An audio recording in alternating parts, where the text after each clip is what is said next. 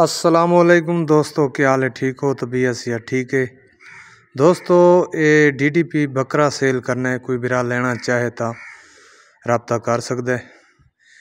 ये देखो जी, वालवा सिंह वाटवा स्प्रिंग वाली कार, चौड़ा मत्था, ठीक है। देखो ये निशान ये डीडीपी दी, ठीक है। कोई सिंह टूटा हुआ नहीं है, बिल्कुल बराबर।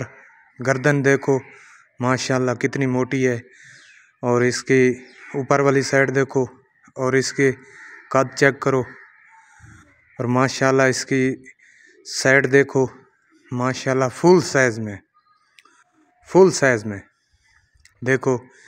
इसकी हेड चेक करो, और इसका पूंछ देखो, और इसकी आँख चेक करो, और इसके कान देखो, और ये दांत भी देखो, ठीक है।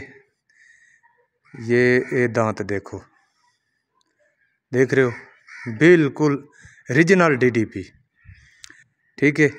कोई बिरा लेना चाहे तो रब्ता कर सकते, स्क्रीन ते नंबर आंदा पिया हो सी। लेना चाहे तो रब्ता मेरे नाल ज़रूर करना, और बिल्कुल मुनासिब कीमत में मिल जाएगा। ये देखो, इसकी हेड चेक करो, वज़न चेक करो माशाल्लाह, मत्था चेक करो, आँख चेक करो, देखो जी माशाल्लाह माशाल्लाह। ये रियाज हंजरा का फार्म का ये ब्रीडर है बकरा।